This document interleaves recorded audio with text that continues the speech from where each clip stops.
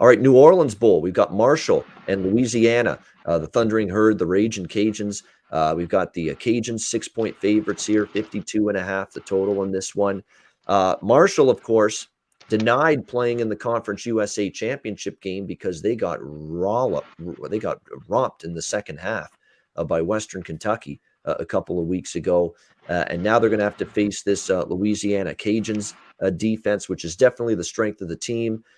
Usually Louisiana Cajuns have played in this bowl game quite a bit. They really have. And they're normally excited to be in this game, even though it's so close to home. Sometimes teams like to get away and travel to a different destination. But Louisiana, the Ragin' Cajuns, have played in this R+L Carriers New Orleans Bowl multiple times, and they're usually excited to be in it. So I wouldn't anticipate anything different here. I am concerned, though. This is another coaching situation where the coach is gone. Billy Napier, of course, taking the Florida job, won't coach this bowl game.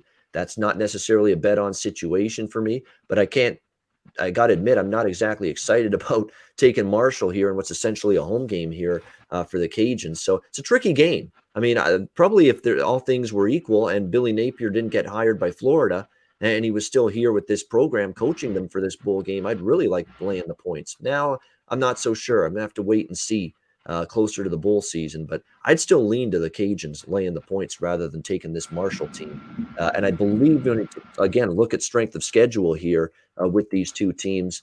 Marshall this year, worse strength of schedule than Louisiana. So, and that's saying something because Louisiana's schedule isn't the greatest either. So I'm still leaning Cajuns, but the Billy Napier departure does worry me a bit. What do you think, Conor? Yeah, I lean Louisiana as well. I know Napier's gone, but they're right there in their backyard. And if I took Marshall, they'd shit on me. I just can't figure them out. I think they could stay in this game for sure. That's why this spread's tricky here, 5.5, 6. But Louisiana's treated me well all year. All they did after Texas was win every game. They covered for me in the spots they needed to. And I think they can here. I just am not impressed with this Marshall defense. This defense can get gashed at times. I know they can score it. And I think Louisiana's defense is a lot better. So I lean Louisiana. I know you got to lay almost a touchdown here, but at 5.5, 6, I have to be with the Ragin' Cajuns here.